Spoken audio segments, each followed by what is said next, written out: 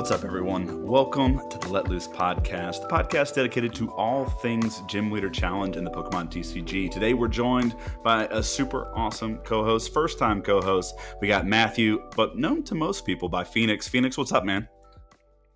Yeah, I'm doing pretty good. How are you doing? Doing great. The people want to know, your name floats around. You get credited for a lot of things that sometimes people love, sometimes people don't love, namely Turbo Dark, which is a deck that sometimes people are a little salty about during certain times. And of course, the other deck, which has been terrorizing the format recently, is Turbo Lack. So the people need to know about you. Phoenix, tell us, man, what got you into GLC, how long you've been playing, and some other stuff we need to know, of course. Tell us all about it. That's a great question. So I first heard about GLC. I think I'm trying to remember if I heard about Tricky Gym before GLC or not, but I think it's just popped up my YouTube recommended, and I was like, "Ooh, this format looks interesting," because I love the expanded format.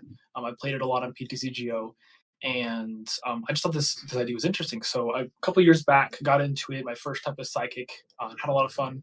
There were back then. There's just like a lot of different tournaments. I don't think Cardboard Warriors was even a thing yet. So I played in some online events. And there's this really cool Chimecho deck that I built. I was like using like Evolution Lock Bayonet and like Chimecho and like Dragapult. I did pretty well. I think I won an event with it. It was like back in 2022 or something. And then I got back into expanded and didn't play GLC as much for a while. Just some like looking for games sometimes. But then I did eventually once like towards the end of PTCG, I sort of pick up GLC again because I just kept coming back to it. It's just such a fun format. Like it's just a singleton nature and how everything feels so unsolved. There's a new archetype being discovered every day. Like even in types that are like considered bad, maybe such as like fire or fighting, which are considered quote unquote bad. But there's a lot that can be done to innovate these types. Like for example, if Weeder didn't come in and innovate with extreme speed, then we wouldn't have that today. So there's still so much that can be done in the format, and that's why I love GLC. So I just keep coming back, especially with PTC Geo gone. Expanded is not really a thing, so I just love not the non-rotating aspect of GLC. I love how cheap it is, and I just love the community is great. I love the community. Oh, awesome. Yeah, dude. Love having you on. And, that's kind of like, we met because I started kind of playing towards the tail end of PTCGO, and I remember playing against you just like on some of the matchmaking leagues, like back before like any of this was really happening. And I remember facing off against your Turbo Dark deck and like losing instantly to like Meowth at some point. I still have those chat records afterwards because I was like, "Yeah, dude, your deck is sweet." In the back of my mind, I was like, "I lost on turn 2, and I'm real sad." But those were some fun games. So I'm glad I got to be like, I don't know, a stepping stone in the process of what Turbo Dark was able to become and what it's been. And people love that deck. I need to make a video about it because there's nothing out there really for it in terms of content. We've got your deck list, some primers that you talked about, and it's great. So excited to have you on because today's episode is all about the art of the donk, and we got two types that are kind of notoriously known throughout the format for ending games quite rapidly, and of course that's dark and lightning. Do you think are they the best donkers in the format, Phoenix? Do you agree? Yeah, I think so. Other types can do it. Like sometimes you can donk with colorless, sometimes you can donk with like psychic or something. But I think Zapdos, Hoopa, and Lola and Meowth are just infamous for the amount of games you just go, oh, turn one attach, boom, it's over. Yeah, and it's funny because GLC games take a little while to set up, and once the games get going, they're long, and then it's kind of funny as well that some of the quickest games ever can also happen in GLC. Like losing on turn 2 in a 4 or 5 round tournament is not uncommon. So we're going to talk about kind of these two types, what they do well, which is being fast, but there's also a late game to them because both of them also have great tools for getting two prizes. So that's Dark and Lightning in a nutshell here as we get going. Art of the Donk, and of course the double prizes. So out of Dark and Lightning, like, what do you think? Is Dark better? Is Lightning better? Are they comparable power levels? That's a great question, actually. In the mirror match, like it's actually one of the most interesting mirror matches I've ever played. Well, like not mirror, but Dark versus Lightning, because you both have that like aggressive early game speed. You have pretty good draw support and everything, and you both have those double prize takers. They both have their own strengths and weaknesses. So it's actually a really interesting comparison between the two. Because like especially like Guzzlord and Raikou, like both of them do 120 and they take a double prize in different ways. Um, so in terms of power level, I think it really comes down to matchups. I feel like I think both of them tend to struggle into like colorless and sometimes and lightning can struggle into psychic. Dark tends to have a really easy psychic matchup because of weakness and everything, and psychic resistance on Guzzlord. But I think lightning has like better matchups into like decks that tend to have a lower like amount of Pokemon on their board because you can just Raikou and take out everything at once. Um, and yeah, it just depends on the matchup. I feel like whether which one's more relevant.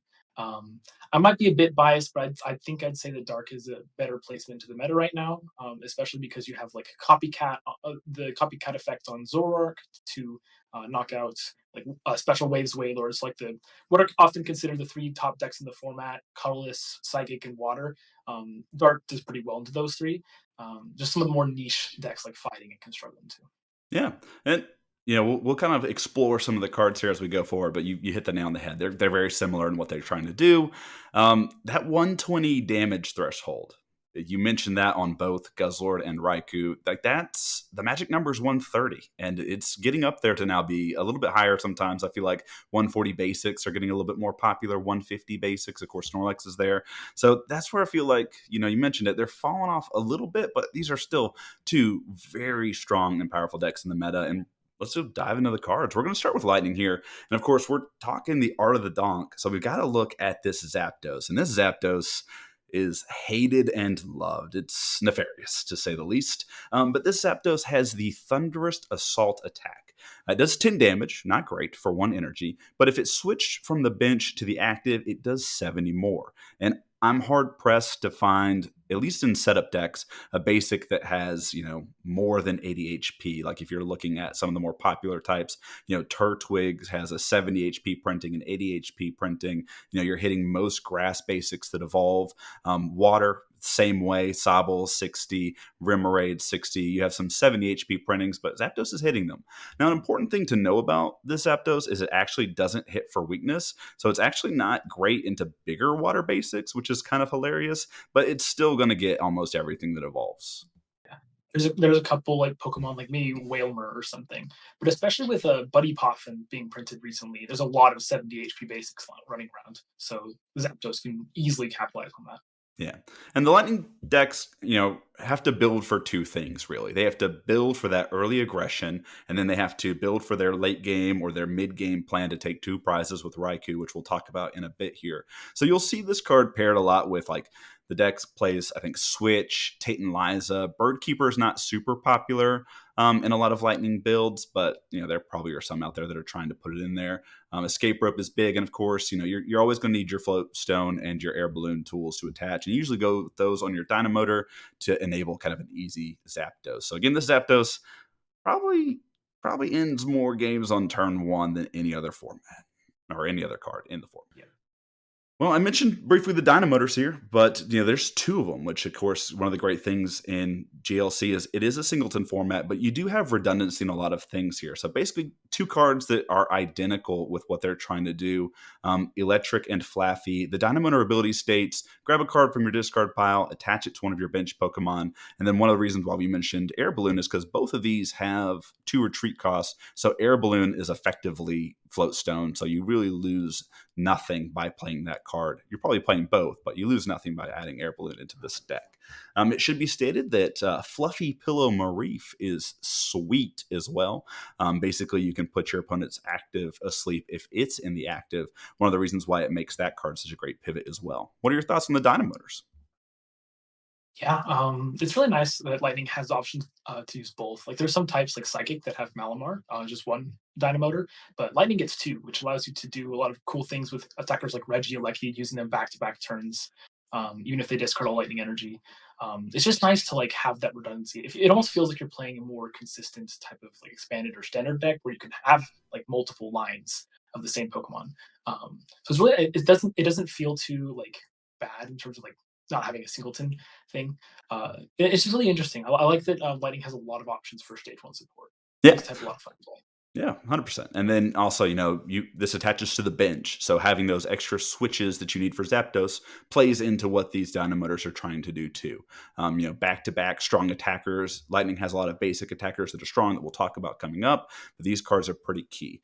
Now, there's one that I didn't include on the slide here, but there is a Magnezone that's basically a Rain Dancer that does see limited play. Typically, those decks might run one of these with the Magnezone. I'm stupid enough in my build to run all three of them because, why not? All the redundancy we can get in a singleton format. I love it. But again, there's another option out there if you're looking for something more in line with like what Water's trying to do. But Dynamotor is great. It really, really is kind of the engine that keeps these lightning builds going. And now we get to some of those attackers that I mentioned, and Lightning has like a ton of them. And we're going to start with the spread attackers because Lightning, Psychic probably has the best spreaders in the game just because damage counters and all the unique things they can do by manipulating those damage counters. But Lightning probably has like the single best individual spreaders in terms of damage output. So we've got Electivire here that for 2 lightning and a colorless does 50 to each of your opponent's Pokemon. Tapu Koko here, which has free retreat, which is always great in a Zapdos build again. But for 2 colorless, it does 20 to each, and it's a basic. And then we've got a new card that actually showed up in the top 4 list of the most recent Cardboard Warriors Spring Championship tournament. This Raichu with the Collateral Bolts. And what a sweet name to have.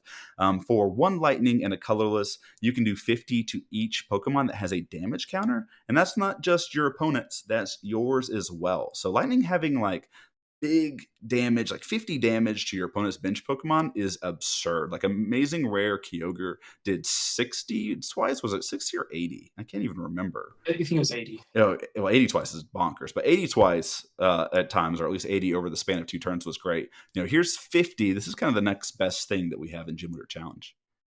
Yeah. Sometimes people even compare like Electivire to Kyogre, and the main reason why Electivire is not a problem like Kyogre was is because it's a stage one in a singleton format. But if you don't answer the Electivire immediately, it can win games just as fast as Kyogre. Like when you're doing 50 to everything, even with like Raichu, like 3 attacks and you've probably wiped out their entire board if they haven't responded yet. So it can be very terrifying to go against a lightning spread deck. Oh yeah, especially since they can make such great use of like counter energy. Counter energy sees a lot of play in these lightning decks that might be the best in lightning if we're talking about how counter energy can be played. Well, to keep your deck running, we've got some pretty good draw engines here. Not the best, not the worst. I would say that both of these kind of fit in kind of a middle niche. Like if we're rating things from, Octillery Barrel, which is draw up to 5, all the way down to maybe Regidrago that draws 4 in the active as our draw engines, or at least our onboard draw engines in the format. I'd say this is pretty mid, but it's still pretty good for what Lightning's trying to do. So you have Zebstrika, which sees play in almost every lightning build. It's discard your hand, draw 4 for its sprint ability.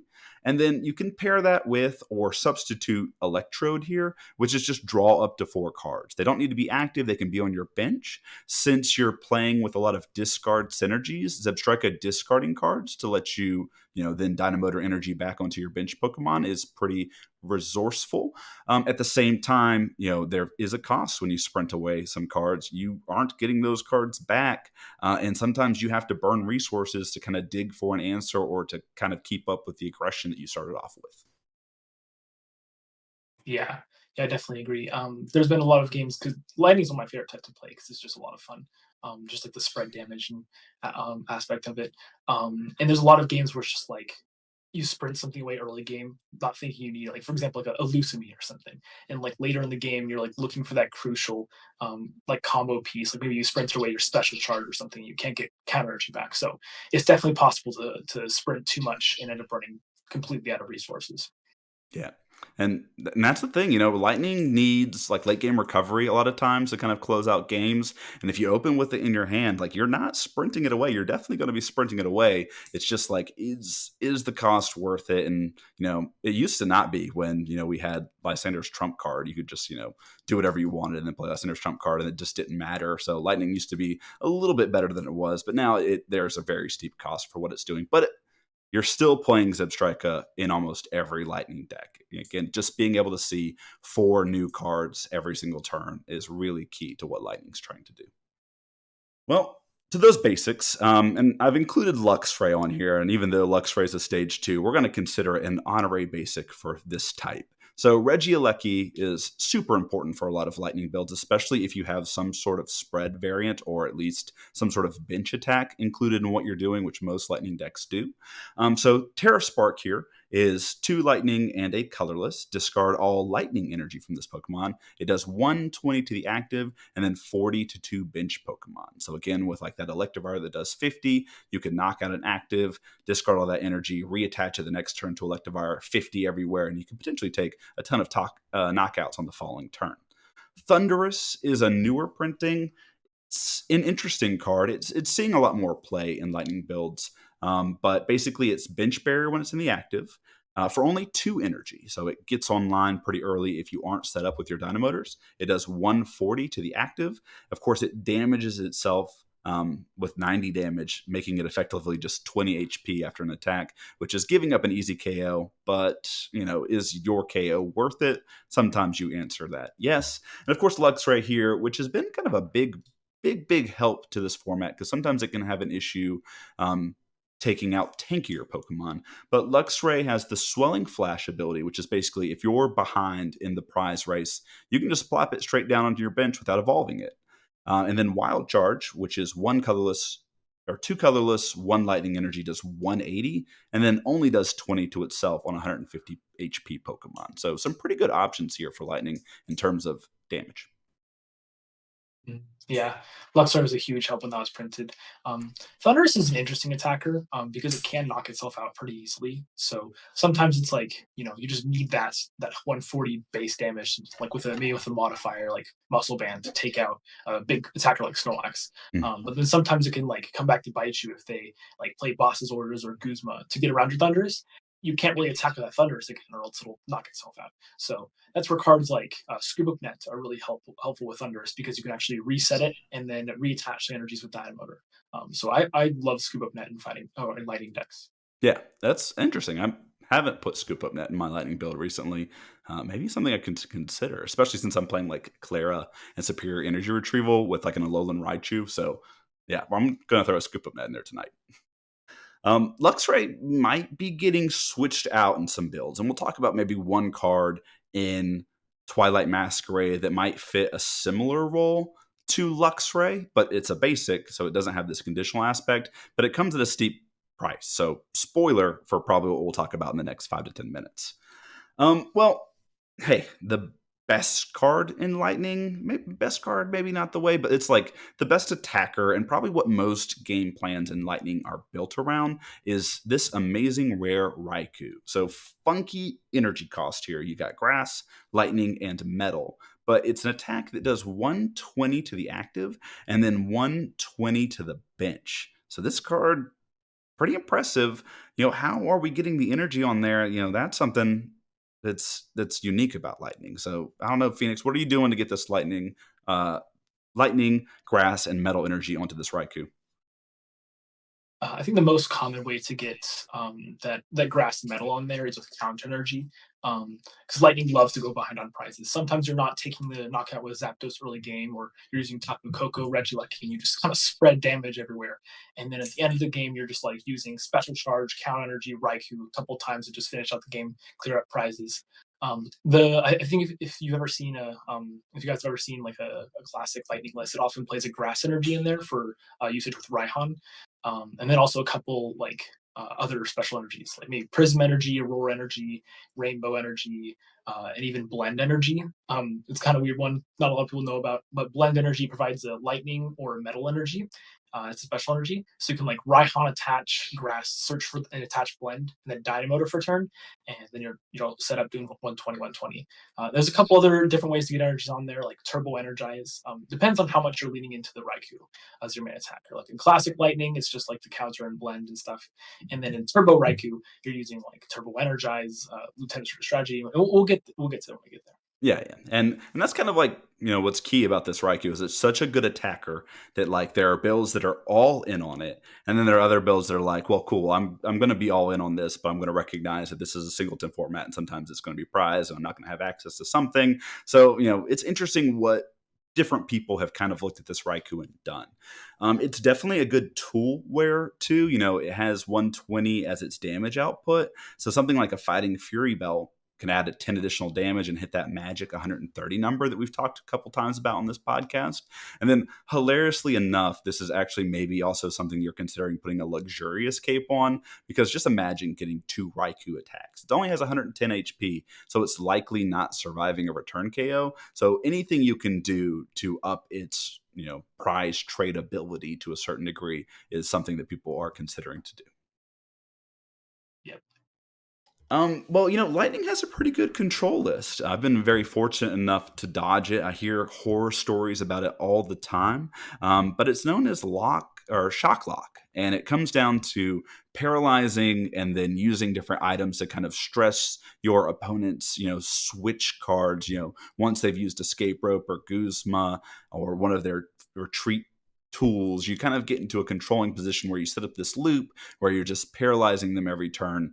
And so these are kind of two big pieces to that. And actually, we'll talk more about that combo and maybe some future things that will be happening in the next slide, too. But you've got Evo Shock Raichu here, which basically, when you evolve it, just leaves the opponent's active paralyzed. And being able to paralyze is like the best status condition in the Pokemon TCG, just because like they can't do anything once they're paralyzed. Sleep, they have a chance to wake up. Poison and burn while they do damage is great. Confusion leads to a coin flip, but paralyze is just, if they can't switch it out or if they can't evolve it, it's just done. It's just sitting there, and you can just go about your turn. It heals at the end of the turn, but they've lost basically a chance to attack. So when you're doing all that, you can also use this lantern to salvage, which gets 4 item cards from your discard pile back into your deck. So if you thought like, oh, hey, they've used their VS Seeker, there's no way they can get this other really disruptive supporter out of the discard pile back. Nope, they can just shuffle it back in. Capture is another big thing that these decks are playing. So the ability to just reuse resources while they paralyze you, pretty impressive. Because is a lot of fun to play. I love playing that back in the day before Chip Chip Ice Axe and Hiker were banned. Because it just creates these very interesting like puzzle scenarios for both you and the opponent trying to figure out how to both like get into the lock but also dodge the lock. Um, but with Chip Chip Ice Axe and Hiker banned, it doesn't have as much locking potential, which is a good thing. Those cards definitely need to be banned. Because it creates these very unfun game scenarios. But it doesn't mean that the deck is still is completely bad though. It's not unplayable. Yeah. It got a lot of help with some recent printings like Thornton. So if your Lantern goes down, you can Thornton it into Chinchou and then evolve it again to keep using salvage. Right now, it's like less about the complete handlock aspect and more about running your opponent out of resources, which I feel like is ultimately much more interesting for the format. Um, but definitely worry about this deck. I feel like if you're not because it often can't do well into timed tournaments because it takes long for a fullback to win. But if you're just like playing at like some more casual tournaments that don't have as much of a time limit restraint, definitely worry about this deck because if you don't have enough switches, because you can get stuck. Yeah, and that's the big thing that's keeping control back. Like as an archetype is, if you can't win the game in 40-minute best of one, should you even bring a deck to the tournament? I don't know. So we'll see. Well, Lightning's got a pretty interesting combination here that's available in not just like control archetypes like the one we just saw, but it can also be used in a more progressive manner like Raikou.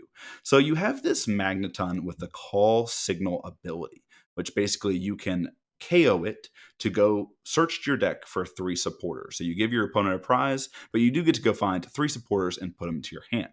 Well, if you happen to grab Lieutenant Surge's strategy, you can just play that, and then you get to play 2 additional supporters. So you get to go get 3 supporters that you can play instantly because you've given up the prize with Magneton. So it's a very, very interesting combo. It's not quite broken yet, but I think we might have some issues with it in the future. Do you want to talk more about what people are trying to do with Magneton and Surge?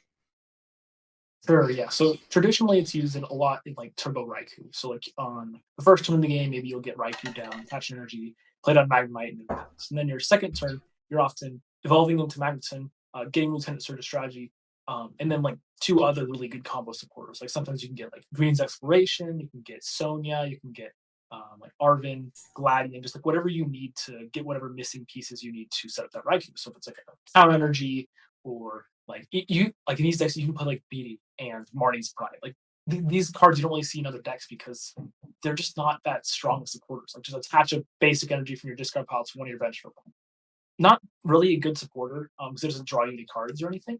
But in this deck, you're just trying to get that Raikou going. So you can like go find whatever pieces you need. You can go find Luxurious Cape.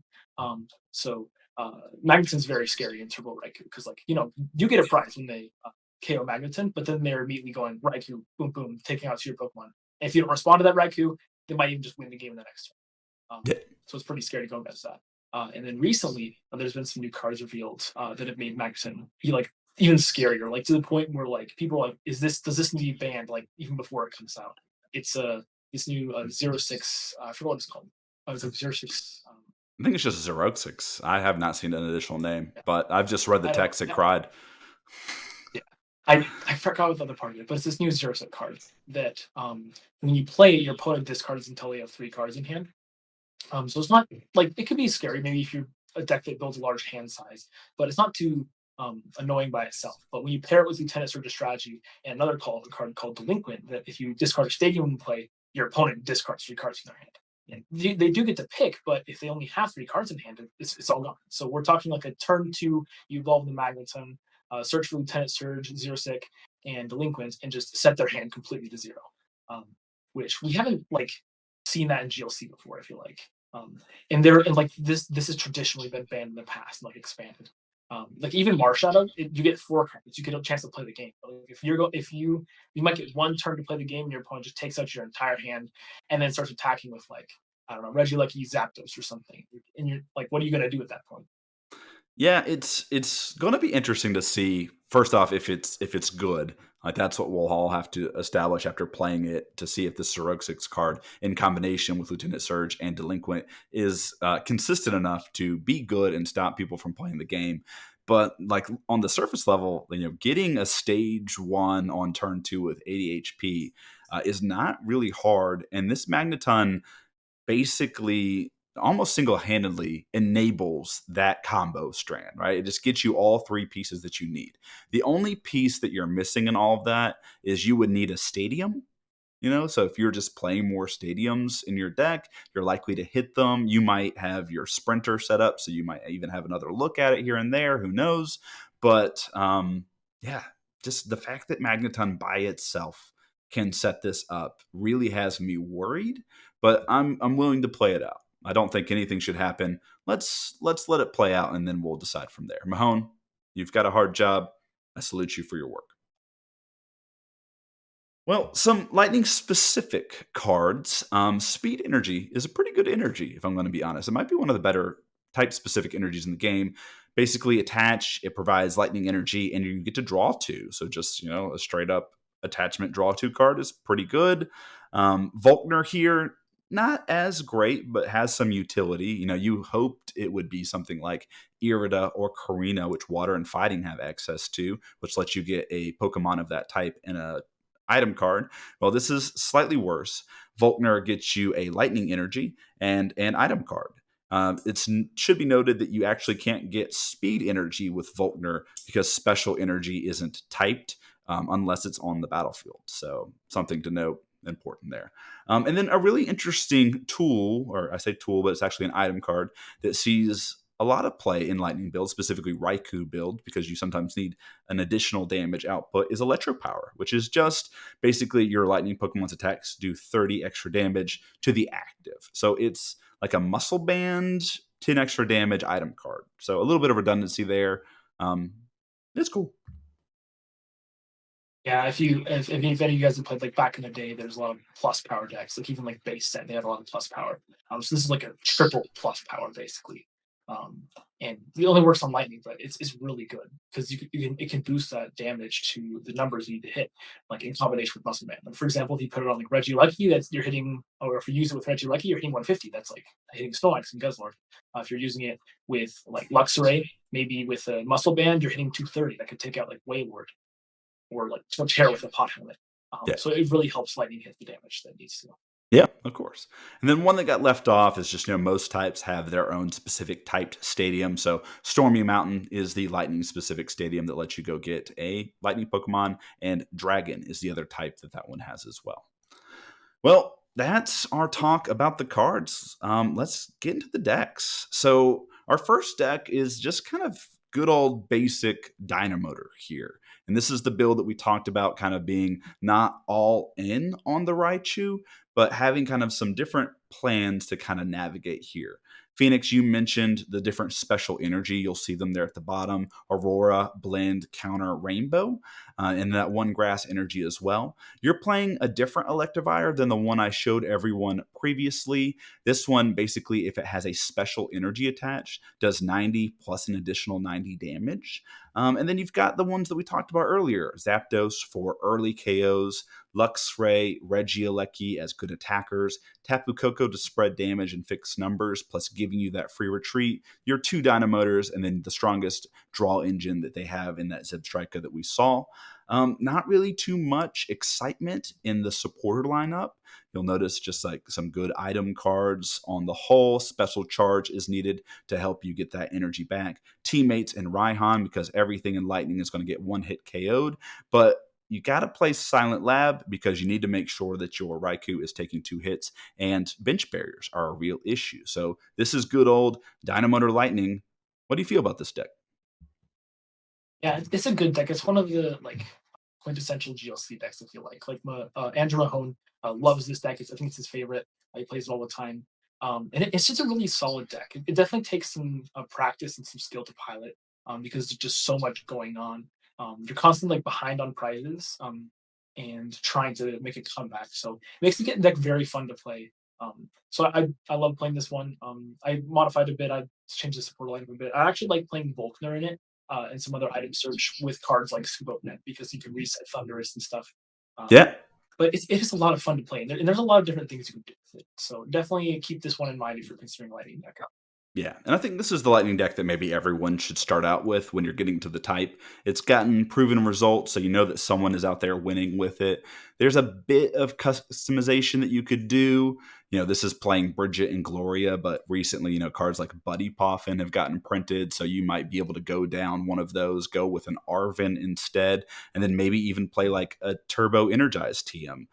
If you add like a Metal Lightning into the deck, just to kind of give you another chance at an explosive start. And just Arvin is so flexible, especially when you have cards like Electro Power, or you have a card like Zapdos and you need those retreat tools. So even though Arvin isn't on the stream, I think Arvin is a card that you would definitely strongly consider in a list like this.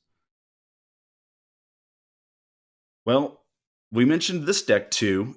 This is the all-in version of the Raikou decks, Turbo Raikou, and we're going to throw you Bohemian's list. Bohemian is well known for this. He's won a couple of different tournaments here and there. I think he's won online tournaments. He terrorizes his locals with this deck too. But again, it runs that call signal magneton that we talked about. So you knock it out, and then you can go and get three supporters to hand. So you've got Lieutenant Surge's strategy here. Two of the cards that you mentioned that he's playing are Bead and Marnie's Pride, which lets you attach an energy from hand, and the other one lets you attach an energy from your discard pile. So if you have an energy in hand, you can just kind of use this card to set up Raikou in one turn. Turbo Energize is a big part of what this deck is trying to do as well. And then you've got your Dynamotors, and then you're playing a different Zapdos here, one that does extra damage, or at least gives your Pokemon extra damage. And then Bohemian is actually even more all in on these kind of explosive Raikou turns. He's playing Max Elixir to kind of help guarantee some extra energies off the top. So a very interesting all in aggressive build. I'm gonna be honest, like a week ago, I got turn one sniped by a Raikou, and both my bench Pokemon get KO'd. And I just looked at this deck and said, how is this not the best deck in the format? Yeah, Raikou can definitely do that, especially Turbo Raikou. Um, it's like one of those decks where it's like could also be considered unfun to play against in the format, but it isn't consistently prevent you from playing the game. This deck can sometimes struggle with consistency. I was testing it out a bit, and it's really strong. But if you just like prize certain cards and can't get your like Magneton set up or your Raikou set up in time, or if your opponent's playing Lost City, then it can really falter to like some pricing or inconsistency issues. But if it gets set up, this is like one of the most powerful decks in the format because just Raikou turn after turn, like not many decks can survive that constant pressure. Mhm. Yep, definitely. But it's like you said, it's weak to Lost City, it's weak to Prizing. It's a puzzle. We've been talking a lot about puzzle decks.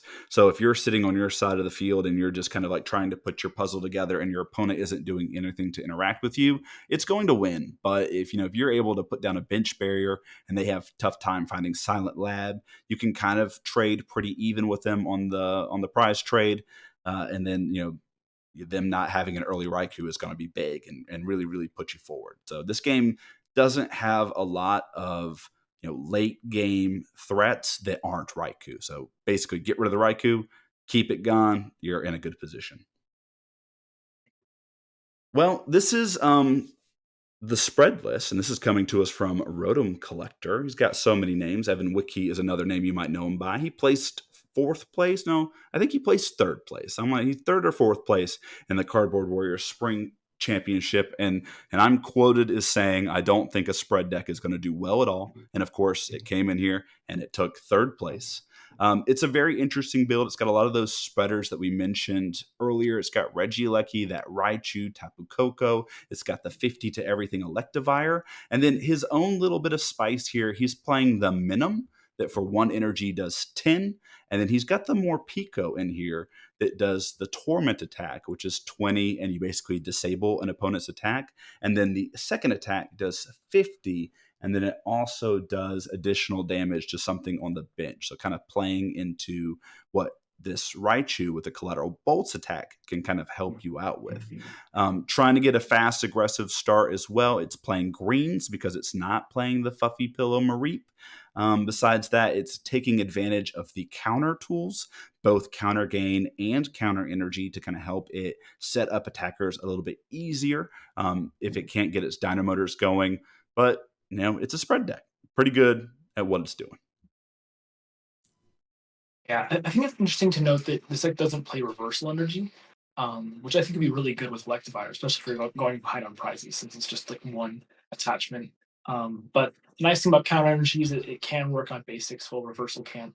Um, and yeah, I just think it's interesting. But the list is really cool though. I do really like this idea of a spread list. Glad to see it doing so well in some like online tournaments and stuff. It's just a really cool just idea. You're setting up you're going behind on prizes, and then you're just like trying to set up these really big like Electivire has 140 hit points. It's quite a bit. And you're doing 50 to everything. It's a very cool list. So if you are really into spread, but don't necessarily want to play Raikou, then this deck is a lot of fun to play. Oh yeah, I'm definitely gonna be trying it out. I got my Raichu ordered today, actually, so we'll see how it goes. I like the reversal comment though. I think reversal would be a pretty good include in this list, especially since you're running Guzma Hala. An extra special energy never hurts. Trying to think what else here, but it's just a strong list. It has a very, very powerful spread game in Lightning. Just hope that your opponent isn't playing bench barrier, or if they are, you find your silent lab.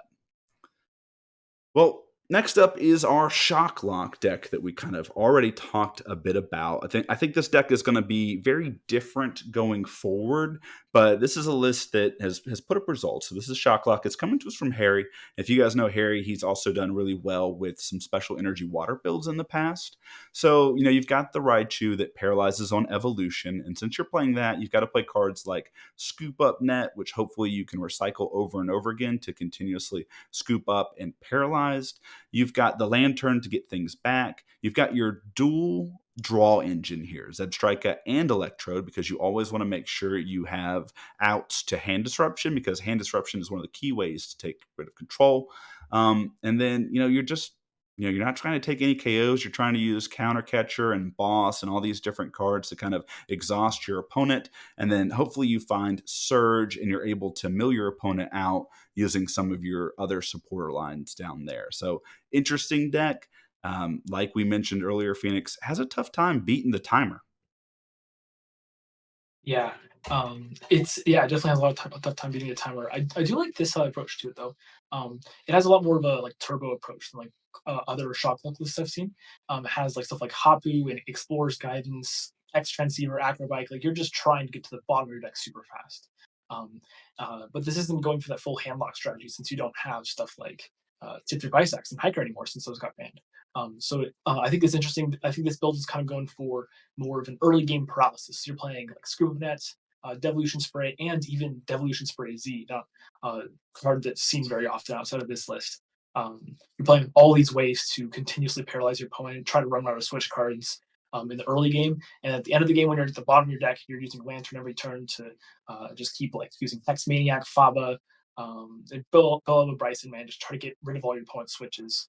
Um, yeah, it can be a lot of it can be very annoying to play against. Oh yeah, and even this list is basically trying to mill cards from the deck. But I think that the one that we'll see coming out maybe in the August sec will probably focus a little bit more on hand disruption too. So it's only getting better.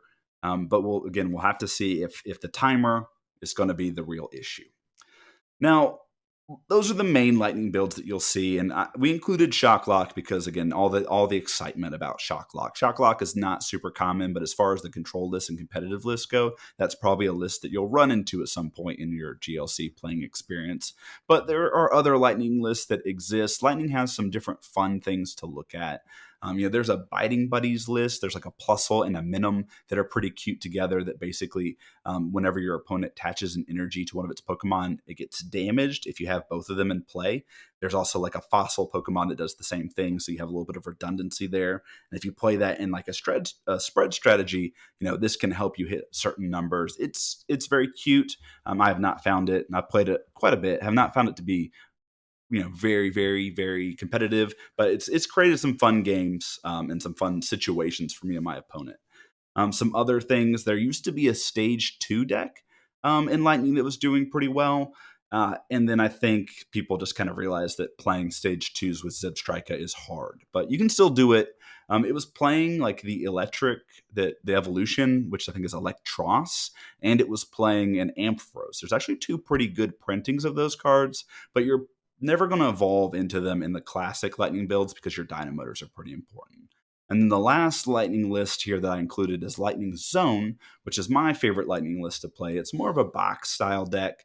You're using Magnezone to Rain Dance energy with your two Dynamotors, and then you're playing cards like Alolan Raichu, which has the same effect that a Rapid Strike Starmie has, to put 30 damage everywhere for each energy that you discard. So I like the Lightning Zone list just because it has a ton of comeback potential, and then it has some pretty strong basic attackers too to help you out in the early to mid game.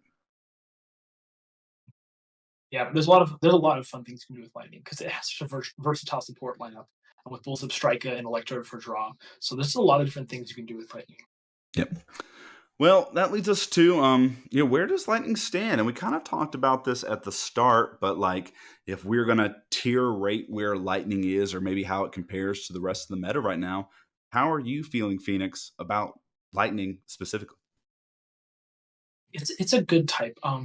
Hasn't seen a lot of success online recently, except for like the spread build that did well in the spring championship. But that can be said about a lot of different like really good decks.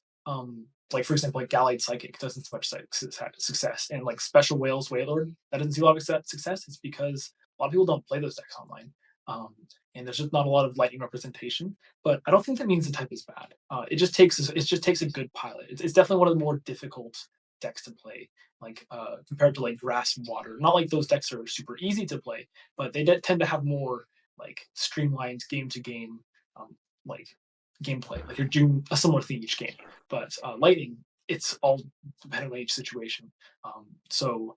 It takes a very skilled player to do well with it. But I don't think it means the deck is bad. It just means that you just got to have a lot of practice with Lightning to do well. If we're like tiering it on the list, it's really hard to create an accurate tier list because there's a lot of bias in GLC when it comes to tier lists. Um, but I think it would definitely fall into like there's almost like two tiers. Where it's like the S tier decks and stuff like Colorless, Whales, and Psychic, and then there's like the A tier decks, which is just like pretty much everything else that can compete with a skilled player. Lightning definitely falls in there. Yep. It can do very well. I agree with you there too. It feels like those three decks that you mentioned, Psychic, Colorless, and Water, are just like a tier above everything else, and then Lightning is there. But it's great that Lightning has a pretty good matchup into Water just because of weakness. I will say that because most things in Water or at least in Lightning, have like spread game plans associated with them. If Water's playing Manaphy, those can actually be kind of difficult matchups. Special Energy Whales runs Weakness Guard too, so it's not uncommon for Water decks to just like put up a big Whale Lord, have a Weakness Energy on it, have a Manaphy on their bench, and then also just sweep Lightning that way. I think that's probably the worst like weakness matchup, uh, in maybe all of the Gym Leader Challenge. Yeah, that maybe or maybe like fire into water is another super hard weakness matchup. Mm. Definitely not unwinnable, but especially in GLC when you don't have a lot of alternate weakness attackers, like that weakness matchup could be really hard. Yeah, and water does have like metal. It's like because of ice exists as a type.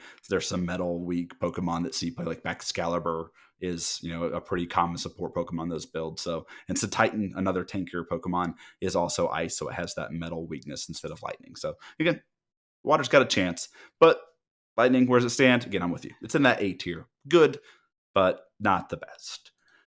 Well, Twilight Masquerade is coming out, or at the time this speaking, it's actually Friday. So Twilight Masquerade is out. What cards are we looking to get from Twilight Masquerade to really help out Lightning? And I think there's two, Phoenix, and you'll have to tell me if you agree with me or not, whether or not we should include these in our Lightning list. But the first one is more Pico here with the Snack Search ability. Not great, but you get to look at your top card and you can discard it. So I see this potentially fitting in classic Dynamotors or Turbo Raikou builds because you are playing Dynamotors that want things in their discard pile and you want to attach those things to your Raikou. So it could potentially help you set up kind of some faster, aggressive ways while also kind of smoothing your draws a bit to help you find that consistency that you need as you churn through your deck with Zebstrika. But its attack is also pretty decent for these builds. Pick and Stick is one lightning energy. Get two basic energies from your discard and attach them to your Pokemon in any way you like. So pretty good, pretty strong, and it feels like it was made to fit with Raikou because this translation is saying it's any basic energy, which could be those lightning, metal, or grasses that you need to power up Raikou. Yeah. Continuing with the comparisons between Dark and Lightning, Dark actually is a similar Pokemon to this in the Sableye, and I've seen a lot of like traditional Dark lists playing Sableye because it's really good with Life Art and it helps smooth out your draws. I don't play it in my Turbo Dark list because I play Green's Exploration, but that doesn't mean that the card is bad. Mm. I think that Morpeko would definitely see some play in Lightning decks. I think the one concern is bench space because when you have like those two Dynamotors and like Zebstrika, um, and maybe even like Electro. Like it's really hard to fit all of that and backup attackers. And it also makes you really weak to cards like Peril City. So that's one thing to consider when thinking about playing the more Pekko. But it definitely has potential, especially in like Raikou builds, like you mentioned. Because being able to just have one extra way to set up your Raikou, the deck has the time to take an extra turn off to set up a Raikou because you tend to be taking two prizes at a time. So if you like use Morpeko to set up Raikou, then like you're not really losing in the prize trade because you can just take two prizes next turn. Yeah. Yeah. So again, I think it's strong. I'm with you a little bit. There's definitely some downsides to playing it. Is it going to feel good enough? Is it going to be good enough to merit its spot in a list? And that's something we'll have to see as we test and test and test with it. This is one of the cards I'm most excited to test. So if you're testing at the time of talking to me and you find this more Pico super sweet, comment below wherever you're listening to this. And if you're listening on Spotify, scream really loudly in your car. All right. The other card, I think this is the card I'm maybe most excited for in the entire set, and most people would be like, "Base, you should be excited about Okidogi because you're a fighting guy." No, this is it. This is the card right here that I am most excited about, and I'm most excited about it because I hate donking people. Because you could spend like 10 minutes shuffling your deck trying to set up a Gym Leader Challenge game, and then all of a sudden you get donked, and it's like, "Well, cool. I drove an hour to Augusta, which I've done before, and gotten donked," and you're real sad about that. But I'm going to be playing this Zapdos for sure. I gave people in the Beige Discord a poll about which Zapdos they're going to play going forward, and almost unanimously, it was the original Thunderous Assault Donk Master Zapdos. But I'm going to be playing this other one. So again, when you're listening to me talk about this Zapdos, you're going to hear my passion for it, but know that almost no one agrees with me when we talk about this card. But I think it's pretty good. So first attack is Thunder Wave, which is flip a coin, paralyze, which is a pretty good stall mechanic if you think about it, and something you see on a couple of other legendary birds from Gen 1, like the Articuno that can take multiple prizes, has a similar stall mechanic as its first attack with sleep instead. And then the second attack is 3 energy, and it's just 190 damage, which is absurd. A basic that does 190 damage, like Snorlax, which everyone is complaining about, does 180. It's got much more beef to it, but 190 is KOing like Torterra, which is a pretty relevant Pokemon to be KOing, especially with a basic that you can power up in one turn with your Dynamotors. Of course, the caveat here is you have to discard all energy from this Pokemon. Again, you're playing Dynamotors. That doesn't matter. Regieleki does that for 120, so you're not even really too worried about that. So I think this Zapdos is good. Are you putting it in your Lightning list? Great question. I definitely have to like test it out and just see how it feels compared to the normal Zapdos. Because like there is some like benefits to both of them.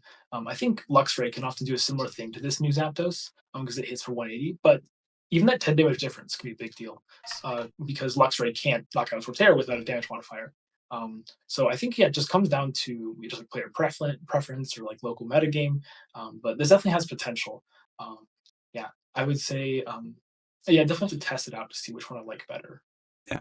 And it's not up on the screen now, but the Luxray we talked about is conditional about getting onto the bench. Like you have to be behind on prizes. So again, if you're trying to be aggressive and you're ahead on prizes, that Luxray is just going to get discarded to Zebstrika. And then getting it back as the game goes on is going to be a little bit more difficult. Basically, your only options in most Lightning builds are Rescue Stretcher, Buddy Buddy Rescue if you're playing it, maybe Clara, which some builds are playing. But this Zapdos is just a basic, and I think that's a huge upside. There's no conditions to playing it. Obviously, losing the Donk, but you'll be amazed. Like when I watch players play Lightning a lot, and even when I'm playing it myself, how often the Donk Zapdos gets stuck in the active and it's just doing 10 damage. Like it's just like here's 10, here's 10, and I've done it more times than I've wanted to.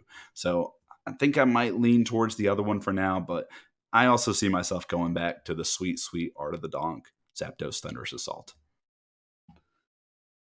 Well, that leads us to our break from lightning content. We're going to get into our deck of the week here. Deck of the week is a deck that maybe some people are familiar with here. It's Quagmento Cheese, and it's coming to us from a Full Grip Games alum, JD, which I'm sure many people that are at least in the Tricky Gym Discord and follow all the shenanigans that go on at Full Grip Games and all the cool stuff that they're doing with their local league. You've probably seen this deck before. It's a pretty interesting water build. It's got, your Intellion and Artillery lines, which you're going to see in every deck. It's got the Scatter Wishy-Washy, which is a very interesting card. If it's damaged, you flip a coin, and then if you flip a certain way, I can't remember if it's heads or tails, but if it has damage counters on it, you shuffle it back into your deck with all cards attached. You're playing Hydro Pump Wailord, not the one that takes less damage. Bastion to help set you up. Kyogre and Veluza round out your basic attackers because they're just pretty good. And then you have this kind of, instead of going all in on like a stage 2 Rain Dancer, JD has opted for 2 stage 1s to kind of do this, not a wombo combo, but an interesting kind of interaction where he's got Frostmoth, which attaches energy from your hand to your bench Pokemon. And then you've got Quagsire, which can move water energy from your Pokemon, at least from your bench to your active. So it's interesting that he's opted for these over the traditional Rain Dancers like Blastoise or Baxcalibur, but it worked. He won a tournament with it. Supporter lineup is pretty consistent with what you'll see from Water. Draw supporters, search supporters. Hex is always a big one. And then you've got Nessa and Irida, which are two of just the most busted type-specific trainers in the game. Brooklet Hill, Chaotic Swell are your stadiums. Superior Energy Retrieval to help you get energy back to hand. You've got 2 ways to search out energy with items and Professor's Letter and Capacious Bucket. And of course, Splash Energy, which is one of the better special energies that are type specific as well. If that Pokemon was KO'd, it comes back to your hand. So this is Quagmento Cheese. Phoenix, have you had a chance to play this or play against it? Not yet, but it does look like a lot of fun actually. I like this more low to the ground stage 1 build. I think the main concern is just like if Frostmoth is prized or it gets gusted, that could be a problem. So, but I do like how it's playing stuff like Chaotic Swell to counter Parallel City. You even have things like Veluza that can conserve energy even if Frostmoth is down.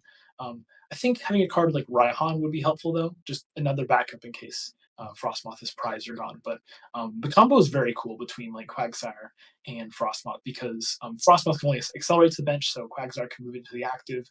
That's one of the main issues I think with the Kyogre actually as an attacker is because it returns the energy to hand. And if Kyogre doesn't get knocked out, then it can get stuck in the active because Frostmoth can't just immediately reattach to it. In traditional water builds, you often have Blastoise and Excalibur that can attach to the active, but this gets around it by using two stage ones. I just think it's a really interesting list. I like a lot of the choices that JD made with deck building. It's cool to see. I think this is one of the best things about GLC is that there's so much that you can do with each type. Um, like there's no real solved approach to any type. Like maybe dragon and fairy have only a few archetypes, but that's going to change soon with some new cards coming out for dragon actually in Twilight Masquerade in future sets. But there's just so much you can do with each type. Like even if there's like a water build that's considered the quote unquote best water build. You can still do so much to innovate and counter your local metagame. It's so much fun. That's why I love GLC. Oh yeah. And you can that's also another great part about this. You mentioned like nothing feels solved, but like you can also put like your personal touch on anything that maybe is already close to that. And we see that from JD here. I don't know if Quagsire is a favorite or if he just loves that interaction, but like you can play your favorites and find a lot of success. They have a pretty good ability and maybe synergize with what your deck is trying to do. And so this Quagmento cheese deck is maybe like the perfect example of how, a certain synergy might be better than like a powerful card in the terms of Excalibur, as long as you can consistently get it set up. So kudos to JD. Love the list. He didn't submit it; someone else did, but just love, love, love the community sharing all these cool decks to us for our deck of the week. So kudos to you, GLC community. Well, your time to shine, Phoenix. This is what we brought you on for. Not only are you an awesome deck builder and an amazing donker, but you are probably most known for your affiliation with the dark type. So we're going to talk through the dark type cards. I'll mention what the cards do, and then I'm just going to tell you how you use them because you're the expert here. So, dark has some good donkers. We mentioned Zapdos for lightning. Dark has some pretty good ones too. So Hoopa here has the Assault Gate attack. One dark energy is its cost. If it moved from the bench to the active, so similar to what Zapdos is doing in Lightning, it can do 90, so a 10 better rate than Zapdos here. And then Spiritomb is another pretty good donker as well. You might need a little bit more help to hit certain numbers, but Building Spite is its ability. Basically, you damage it and put a counter on it, and then you put one energy, Angrish Cry, which you can do some funky things with maybe like Rainbow Energy to get that damage up a little bit higher, but it does 30 more for each damage counter. So without doing anything spectacular, it's already hitting 40 on the first turn going second. But again, you can do a lot. I didn't include Spoil the Fun Meowth because, like the name implies, it's not a very fun card, but it's definitely something you can play. Free attacker, 70 damage, right? Yep, 70. So how are Yeah, it you only best? works. Oh, sorry. It only works if you're going, if it's your first turn, you're going second. So even if there weren't like turn one attacking rules, you couldn't use on the first turn of the game. Okay. Well, how are you best utilizing Hoopa, Spiritomb, maybe Meowth to donk people on the first turn of the game, going second? Yeah, so like Turbo Dark is the deck that I'm often most well known for. It just uses a lot of these like very low energy, low maintenance attackers. Because Lightning has like Zapdos, and that's its main like turbo aggressor in terms of like donking. But Dark has lots of them. Like you have like Hoopa, you have a little Meowth, Spiritomb. I've seen some lists even play like more Pekka, which is a similar thing to Spiritomb. It just doesn't have the ability, which really helps with the damage. But there's still a lot you could do with these low energy builds, but it's very much like a glass cannon deck. Like Spiritomb, like once you put some damage on it, it has like 20 hit points left. So this deck is very weak to spread damage because your attackers have such low hit points. Yep, and that's probably one of the reasons why Turboduck does pretty well. Is that spread's not super common. Like there's probably I think at every LGS you go into, you're like, who's the spread guy, and they all point to that dude. And then when he's not there, everyone break out your Turbo Dark decks and just go beat up on some Psychic. Yeah. Well, Dark also has access to some pretty cool support Pokemon, and I put Galarian Weezing up in this support Pokemon role, but it's also a great attacker too. But these are some key stage ones that you're going to see in almost every Dark list, except maybe Turbo Dark. And the first one is Galarian Weezing, which is an ability lock Pokemon. So no other Pokemon has an ability except for neutralizing gas, which only Weezing has. Then Severe Poison is one energy, and it does poisons, and then it does 4 damage counters during Pokemon Checkup. It should be noted that Coughing also has an Ascension ability. So if it's turn 1 going 2, you can get this Galarian Weezing out, not to attack, but just to kind of be a disruptive element while your opponent goes through their turn. Then Liepard is basically kind of the heart and soul of what every Dark deck is trying to do. There is no other on board draw that can consistently happen through the turns. There's like a Golbat that evolves and draws you 2, but Liepard's the only one that's going to stay down and do it for you consistently. It's got a trade ability, so discard 1, draw 2. It's all Dark has in terms of draw. Yeah.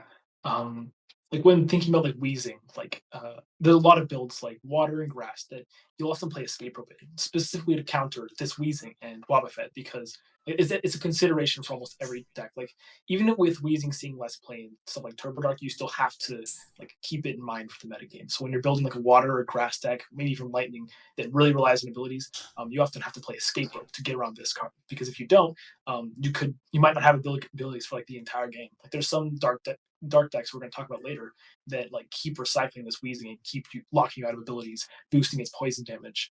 So this card, I don't love it in my Turbo Dark list because it can be a little bit slower in terms of like how fast it does damage, and there are ways to get around it with stuff like Escape Rope. But if your opponent can't get around it with Escape Rope, then this card can win games all by itself. Yeah. Water and grass have some of the hardest times with Galarian Wheezing, just because if you stop, Sobble from evolving into Drizzile, you're setting your opponent back a ton. Grass not being able to use Grotle consistently or get Roserade to get that card that they need. Galarian Wheezing stops entire archetypes. Like there are Glaring Weezing is such a good card that there are basically entire archetypes built around it. And we'll see it. There are other ability lock Pokemon too that have similar feels to it, like Garbodor and Psychic has builds built around it. The Wobbuffet, not so much, but ability lock is very powerful because abilities are busted in Gym Leader Challenge. I wish, talking about the Liepard, I wish Dark had something different, another draw engine. And if it did, it would be very, very, very, very powerful. It's already pretty powerful, but just give me something else. Yeah, I agree. If Dark had something like Octillery or Bibarel, it would just be like way stronger. But sometimes like Light Part isn't bad. It's not bad. At least it has something compared to fighting. But you're often operating on very low hand sizes with this deck. Especially like Turbo Dark, like when I'm playing it, I often end up like with like 1, 2, 3 card hands, trying to figure out what to trade away, what to keep, what's important.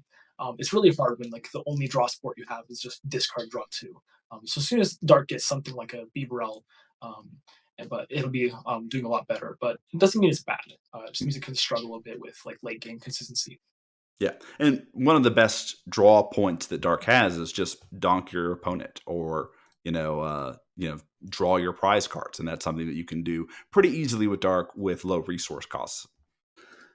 Well, we mentioned Zoroark earlier on, and there are actually 3 pretty good Zoroarks that see play across different dark archetypes. So our first one here is the stand-in Zoroark with the Mind Jack attack, and this probably sees play in the most traditional red banquet list that we'll talk about later on. But stand-in basically lets it switch with the active at any point during your turn. You can only do it once, but you can do it at any point. And then Mind Jack is a pretty cool attack. For double colorless, you get to do 10 plus 30 more for each of your opponent's benched Pokemon. So it's also capable of taking a KO.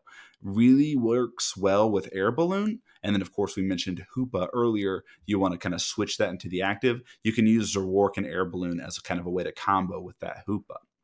The second Zoroark here is the Phantom Transformation. And you mentioned recycling Galarian Weezing. Well, how do you recycle a stage one easily, well, use Phantom Transformation Zoroark, which basically, you put it in the discard and then you grab the Wheezing and put it onto your bench. It's not a straight swap. It doesn't work the same way that like Thornton or Nanu does, but it is interesting in letting you get a stage one back onto your bench. And the last Zoroark here, which I know you're a champion of, especially right now in the format, is Foul Play Zoroark, which basically is just choose one of your defending Pokemon's attack and use it. So it's not even like Mimikyu where it's a straight, copycat. The opponent had to use that attack. You're just picking one and using it. Yeah, I really like the foul play one because it's really good against some of the the popular and some of the best decks in the format, such as colorless and water, because you can copycat or not copycat, but I use foul play to copy special wave on Wailord. Um, Traditionally, Dark has a pretty hard time hitting for that huge, like 230 damage number, and foul play really helps against that. But it can struggle into decks like other water decks, like if you're playing against the Hydro Pump Wailord, you use foul play, that'd be doing 10 damage. So that's where the Mind Jack Zora can really come in. So it really depends on like which matchups you're more afraid of and which ones are more common in your local metagame, which Zorak is better. I think that in Turbo Dark, foul play is probably better because you're just trying to be fast and aggressive. And then in traditional Dark, Mind Jack is often better because that stand-in ability is super helpful with like Hoopa and Wheezing and Guzzlord when you're just trying to switch it out of the active constantly. Yeah, for sure. Well, Dark has another archetype too, Poison Dark, and we'll talk about some deck lists and what it looks like earlier on. But there's some pretty sweet Dark synergies. Dark used to be associated with the Psychic type, and then it kind of shifted over to Dark recently. So there aren't a lot of Dark printings, but they are printing a ton of support for it, especially recently. It feels like we get a new card for Poison Dark every set, and then this set that's coming out in August, Fabled Shroud or Shrouded Fables, whatever it's called, is showing us already in some of the spoilers some really busted poison specific cards. But besides that Galarian Wheezing that we mentioned, you have some damage multipliers that help out poison counters. So you have Toxicroak, another stage one, that's an additional two. You've got Perilous Jungle, which is a stadium, which is an additional two. And you actually have a functional reprint in Verbank. Perilous Jungle does omit dark Pokemon from being poisoned. Verbank does not have that same stipulation. So Verbank is technically better because it helps you in the mirror, but Perilous Jungle is good into like 99% of matchups. Then you have like Hisuian Overquill here, free attacker, which is always good. Tormenting Poison damages, and then it does 5 instead of just the normal 1 that you get for poison. So poison is interesting. There's a couple different ways that people go about poison builds. Again, I'll hold off on talking too much, but damage multipliers, that's the way to go in your dark list. Yeah, I agree. There's a lot of ways to boost the poison damage in Dark. Like you have the Toxicroak, you have the Perilous Jungle, Burbank City. So sometimes you're locking abilities with Wheezing, and you're doing like 8 damage counters, poison per turn.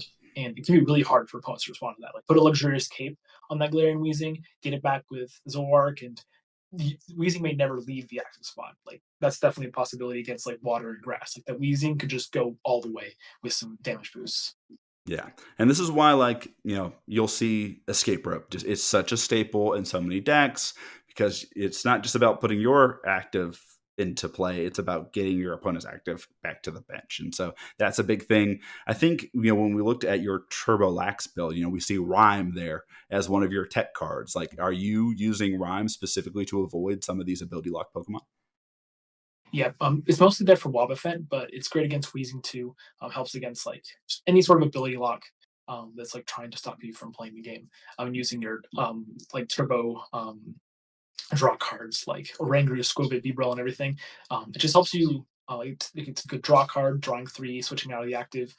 There's also some niche late game scenarios where you can use it to get around like big tanky guys like Wailord that you couldn't deal with otherwise, but mostly it's to deal with Wheezing and Wobbuffet. Because if you don't respect those ability lock cards and decks focused on abilities, you could get really punished. Oh, yeah. I don't respect them enough sometimes. Well, we talked combos in Lightning, specifically with Lieutenant Surge. Well, Dark has maybe a combo. It's hard to call it a combo when it happens so consistently. But you've got Guzzlord here with the Red Banquet attack. And this has kind of been the focal point of what Dark has been basically since Gym Leader Challenge has been, incepted. Like it is very hard for you to be like, talk about Dark without bringing up this card. So Red Banquet is 2 Dark Energy, 2 colorless. It does only 120 damage, but if you knock out a Pokemon, you take an additional prizes. So if you thought that 2 prize Pokemon didn't exist in Gym Leader Challenge, they do. Here it is, Guzzlord. Now, Guzzlord, how do you power this up? It's only 120 damage. There are tons of Pokemon that have better rates, that have better damage. How are you powering up Guzzlord? Why is it worth it to run this card? Well, there's an item card called Beast Ring. And since Guzzlord is an Ultra Beast here, basically Beast Ring says that if your opponent has 3 or 4 prize cards remaining, you get to go get 2 basic energy cards and attach them to one of your Ultra Beast. So basically that gets rid of the 2 dark energy requirement because you're just going to go in your deck, grab them, and attach them. Then you just need one other card, a double colorless energy, to be able to get this attack off. It's surprisingly consistent, and 120 damage is still a lot, especially when the format is running some kind of dopey basics or like support Pokemon with 90 HP in the format. Yeah, there's some other ways to set it up. Like you can use like Raihan, Dark Patch, attach double colorless energy or twin energy, um, and like maybe you attach to it like previous turns or something. Like there's some like dark builds that use like free attackers, such as like the Hisuian Overquill as mentioned earlier. So that can give you a free attachment you can put on a Guzzlord. And it's just like this guy that you build up like in the background game, and then just like send it up, and it's 150 HP. You can get like Fighting Fear Bolt, Luxurious Cape, and you're just hitting for like 2 prize knockouts. And if your opponent can't respond to this is one of those cards, just like Raikou actually, that can just sweep away an entire game. Um, like if they don't respond to it immediately, you could take another 2 prize knockout, and then you're ahead like 4 prizes. And there's like some builds that even use like other things like Max Elixir to try to just turbo this guy out as fast as possible. Um, it's definitely like one of the scariest Pokemon to go against in GLC. Oh yeah, and like Turbo Energize has since been printed, and like it's found its way into almost every single dark list too. So like turn 1 going second, you put 2 energy on Guzzlord. Next turn you attach double colorless energy, and you're going to town with Guzzlord on turn 2. And I it sounds ridiculous, like it's not going to happen in your singleton format, but I've done it multiple times before. It's amazing how like much one Guz Mahala getting you Artisan and the energy and the tool can really help you out when you kind of build your deck to do that. So Turbo Guzzlord decks exist. Are they better than the traditional builds? I don't know. It's hard to kind of switch out of that like early aggression that you have while also having this great late game in the form of Guzzlord. Well, Guzzlord can't do it all by himself, even though I wish that those like only Guzzlord builds are great, but he does need some help on the back end. So once your Hoopa or your Spiritomb are down, how are you taking additional KOs to kind of finish out the game? Or maybe while you're setting up your Guzzlord, what can you do? And so that's where these two kind of bring themselves into the picture. We've got Weavile, who's got the Evil Admonition attack, which is 1 energy, which again, cheap and efficient in the way it goes about things. It does 50 times the amount of Pokemon that have abilities on your opponent's side of the board. So you're thinking like Water, tons of abilities, Drizzile, a Rain Dancer, Octillery are all sitting on the bench. That's already 150 damage. And if they're playing like, the big Wailord, that's 200. And if you play a Hex Timely, you're walking out of the door with a prize from that Wailord. So kudos to Weavile. It's pretty good, especially since abilities are so busted in Gym Leader Challenge. Galarian Moltres, probably your worst starter in almost all of GLC. At least a card that sees consistent play here. But basically, if it's in your hand, you can throw it down onto your bench and you can attach up to 2 dark energy on it. And then its attack is great in the late game. So once your opponent has taken a lot of prizes, you're going to use Fiery Wrath, which does 20 plus 50 more for each prize card. So once your Guzzlord has gone down and you need to kind of finish the game taking some prizes, Galarian Moltres is the way. Yeah, Glaring Moltres has one of like the highest damage ceilings in like all of GLC. Like potentially, if your opponent taking 5 prizes, you're hitting for a whopping 270 damage. Like, I can't think of like any other attackers that can like try to match that. Like maybe like Wailord in Special Waves Wailord, but that's 240. Like basically, this can knock out almost anything in the format. I think the only thing that could survive would be like a Machamp with 300 hit points. Mm-hmm. Um, but it's just like your cleanup guy. Like you often use like Clara to get it back, to get it into basic energies back. Um, it's a huge energy sink. Like you have to have like two to attach to with its ability, and then like one more with like Dark Patch or something, or a third energy. But if you do get all its energies on there, it's a force to be reckoned with for sure. Oh yeah, and one of my favorite Pokemon. Is one of the reasons why one of my first decks that I built was a dark deck because I wanted a Moltres deck, and this was one of the Moltreses that was seeing play at the time. It's good, but when you open with it, you're just sitting there staring at this Moltres going to retreat. It's only going to do 20 damage for 3 energies for a while in any game. It can be kind of busted, but it is should be noted too. It's one of your few Pokemon in the deck that have fighting, or at least it doesn't have fighting weakness. So Guzzlord, Weavile, Liepard, Weezing are all really weak to fighting. So if you're struggling in a fighting matchup, you can throw up this Galarian Moltres to at least help you buy some time, and then get that Claire, like you mentioned, in the late game to kind of finish out the game. So there's at least some positives to having it early in some matchups. All right, dark specific trainers. There's some good ones here.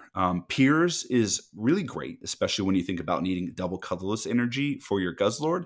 Piers is one of the only cards in the game that just lets you go and grab any special energy without condition. So it's search your deck for an energy card, again, any energy card, and a dark Pokemon. So pretty powerful, pretty strong. And again, if you have Piers and Beast Ring in hand, while your opponent only has 3 or 4 prizes, instant Guzzlord. Dark Claw here is just a muscle band reprint for only dark Pokemon. So you usually see these run together because you need that extra boost in damage for your 120 hitting Guzzlord. Hiding Energy is great as well. Basically, your Pokemon that it's attached to, as long as it's dark, has no retreat cost. So it's Float Stone as an energy in the dark type. Really, really great when you have Hoopa, who needs to be switched in and out. Zorork is another option too, since you're going to be standing in and retreating often. So a lot of synergy here with what Dark is trying to do. And then Dark Patch. Sometimes you need to build your own Raihan, and you're going to teammates to go get Dark Patch. It's hilarious how many times I've had to do that before. But Dark Patch is just attach dark energy from your discard pile to one of your benched dark Pokemon. Again, it should be noted it has to be a dark Pokemon that you're attaching it to onto your bench. People like we're trying to do this with Okidogi because Okidogi needs a dark energy requirement. Okidogi's fighting, guys. You can't attach it to it because it has the text has to attach to one of your dark Pokemon. Mm. Yeah, so it's a really good card, especially with Guzzlord. A lot of like dark builds have a lot of like low maintenance attackers, like for example Turbo Dark, where you don't really need that dark patch for, but it really helps with setting up that Guzzlord. Just gives you an extra out to setting up Guzzlord. If like Beast Ring is prize or had to be discarded early, and sometimes you can even set up two Guzzlords in one game if you use like Beast Ring for one of them and then Dark Patch for another one. Yeah, real strong. Dark has some pretty good trainers. Well, let's get to the list here. Again, I'm gonna just mention some key things here and throw it to you, Phoenix, because you're the dark expert here. So this is Jeffrey Vanderveeken's list. He is known as one of the better players in Gym Leader Challenge at the moment, especially in the online webcam scene. He's won a lot of recent events with Colorless. You've probably seen his crazy code list out and about. He's written an article about it recently. Well, before he even ever started playing Colorless, he was known for just tormenting the format with his Red Banquet list. So this is a traditional list. Again, it's got Guzzlord, Moltres, Hoopa, Spiritomb, Weezing, Liepard, Weavile, and then it's got the Mind Jackets or Work that we all talked about. It's hoping to use Beast Ring, maybe put a luxurious cape to take double prizes. Again, you'll see it playing both of the double energies down there below. Again, traditional dark. What are your thoughts on it? Yeah, it's a really good deck. When people think of Dark, they often think of this at like first glance because it's just been around for so long. Like, I just remember even like some of the videos, like the first like 1K events done at Full Games. This like I think this won one of them, one or two of them. And it's just a very like established archetype. It's very good. This has been good for a very long time. And I think yeah, it's a pretty interesting deck, and I think that some of the like tools that's playing are pretty cool. He's playing Turbo Energize now. Some of these new cards that are really helpful to setting up early Guzzlords. Like this list even plays like 7 tools, which is a lot of tools for a GLC deck, but it uses like all of it. You have Flowstone Air Balloon, Topazork, and like both of those damage modification tools with Muscle Band and Dark Claw. Um, and it's just a really solid deck. Like it's like the quintessential dark deck, I'd say. Like if you think of dark, you probably think of this deck. Um, and it's the most commonly appearing dark list. It's just really good. It's not as aggressive as stuff like Turbo Dark. It's not as like ability locking as stuff like just the classic poison dark builds. But it can just kind of do it all. Like you could be fast and aggressive. You can be like late game, come back with like Wheezing and Moltres and Guzzlord. It can just kind of do it all. So if you're looking for a dark deck to pick up, and you want to lean towards that like more established build, um, and like kind of a slower game plan with like comeback potential, this is a great dark deck to lean into. Oh yeah, this is the deck. This is the deck you play. Again, you're new to the format, or you're trying out things, and you got an interest in dark. This is the deck you pick up. Not a ton of expensive cards in this list. I think Guzzlord maybe is like $5 at this point. I think between 5 and 10 is usually where you see it. Not too much in the training. The trainer slew is pretty expensive, so it's not a relatively cheap build, but it's not overly expensive like some GLC decks can be. There's no Roserade in this deck. You'll see Jeffrey kind of making some, I don't want to say concessions here, but he knows that Guzzlord's all going to be doing 120 damage at times. So while some lists have gotten away from running both Boss and Guzma, it's really necessary in these dark lists because you're trying to kind of use Guzzlord to take out some key support Pokemon to take those two prizes. So Boss is huge in these decks. So don't cut Boss. I've tried it before. Don't do it. Play Boss and play Guzma. It will do you well. Probably pretty important here to note that he's actually not playing Escape Rope in this build. I think that he's relying a little bit more on his tools, Air Balloon and Float Stone. And the best thing about playing 7 tools is you can kind of bait out a Field Blower early here and keep that Luxurious Cape kind of hidden away in your hand or your deck until you can attach it for a Guzzlord for some pretty busted plays. Yeah. He just has special switch outs like Bird Keeper can switch and Guzma can switch, Hiding Dark can switch. Mm. But yeah, there's no escape rope in here. Sometimes you don't need it. Dark is less reliant on abilities and stuff like grass and water. So you don't need escape rope in every deck, but it's definitely like a consideration to think about. If your deck really struggles against Wheezing, you probably want to play escape rope. This doesn't really, or you can even put up your own Glare Wheezing um, and poison theirs. So sometimes you don't always need escape rope. Yeah, for sure. And Tate and Liza is another switch card here that he's playing as well. So there's a lot of different ways to do it. Um, so yeah, escape rope not needed. All right, this build, Phoenix, I'm not even going to talk about. Just tell us about Turbo Dark, dude. This is your deck. This is your baby. You built it. What were you thinking when you built it? You've had success for it. Tell us about Turbo Dark. Yeah. So I think like back in the day, I think it was like early 2023, maybe late 2022. I was just messing around with like some. I just found the card Hustle Belt. I thought it was really fun with stuff like Torchic and Fire.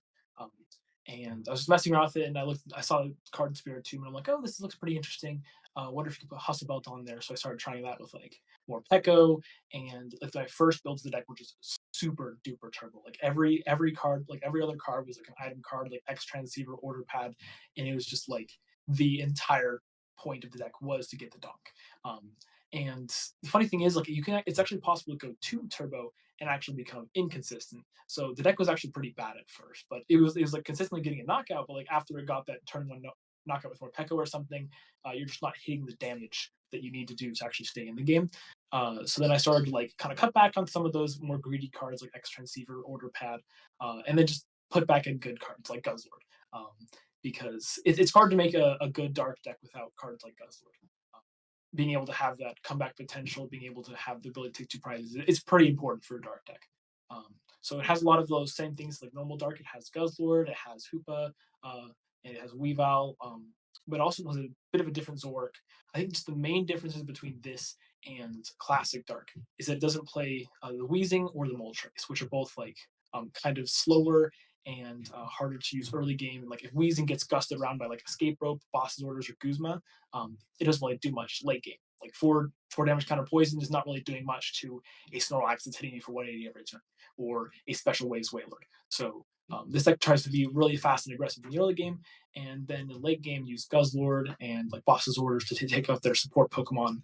Um, and it's just a very well-rounded deck. Like it can do a lot of the same things that the regular Dark can, but I think just the main difference is that it just doesn't have the Wheezing and doesn't have the same damage cap potential is Moltres. But sometimes Spirit Tomb can get there too with like Hustle Belts. So if you attach like a Rainbow Energy and have Frozen City in play, what Frozen City does is that when you attach an energy to one of your Pokemon that isn't a Team Plasma Pokemon, then it takes 2 damage counters. So, for example, if you have like Frozen City or Old Cemetery, similar card in play, you can attach an energy like Rainbow Energy and take like 2 from Frozen City, 1 from Rainbow Energy, 1 from Spirit Tomb's ability, and you're hitting 130 as fast as the first turn of the game. And then you add like Hustle Belt on there, and you're hitting for 190. And that's just like all throughout the game you can do that. So it has that like it's just like it's definitely like when people think of fast like turbo deck, this is like the first this is like the main deck people think of because the entire strategy is just trying to go fast and take prizes faster than your opponent. um, it has all these different redundancy like lightning just has Zapdos. This deck has Koopa, it has Lone Meowth, Spiritomb. um, so it's a very I love the deck. It's a lot of fun to play. Um, some people don't like the donk aspect, but if you can survive some of those early turns and put up some high HP attackers like Snorlax and Kangaskhan, this deck can falter late game. So recently, in a lot of testing, I've been testing against Kalos actually, and it's been really struggling against like some of those big basic attackers. But in the decks like Water and Grass are like these slower setup decks. That's when like Turbo Dark can really run them over. So it's very magic dependent. Currently, I'd say that it's doing pretty well in the meta game. It just really depends on the matchup. Yeah. And it feels like the fun police at times. I think that's one of the reasons why people necessarily don't like it. Like you want your cute little 70 HP basic that is going to evolve into some kind of cool stage 2 with an ability to survive a turn or two. Turbo Dark doesn't really afford you that same luxury. So it can feel bad to play against at times, but it is really strong at what it does. And like you mentioned, there are counters to it. I know at one point you were considering Lost City in the deck. Are you still considering Lost City, or do you feel like it's too detrimental to what the deck is trying to do? It's a great question. So also to like the earlier builds of the deck, some of the earlier builds were just centered around Spirit Tomb. Like I didn't have Zoroark and Weavile in there even, but Lost City was actually kind of detrimental to the deck. Like if Spirit Tomb got Lost Zone, it just kind of was over. So I put in some more evolution attackers. I did have it in there for a while, mostly for the Lost and Psychic matchup and the Hitmon Bros matchup, because sometimes Lost Zone Psychic can just run you over with Sableye because you have a lot of these really low HP attackers like Spirit Tomb. But Spellzord helps a lot in the matchup because that's what 50 HP. It's hard to be KO'd by Sableye. Taking 2 prizes speeds up the game a lot. So I found that it's not as necessary to have it for Lost and Psychic, but Hitmons is a really difficult matchup for this deck without Lost City. So if you're expecting a lot of like Hitmon Bros in your local metagame, especially now with Okidoji coming out, I feel like you might have to start running Lost City to be able to deal with Okidoji, be able to deal with like Hitmonlee, Hitmonchan, because otherwise those guys are just wiping out your entire board.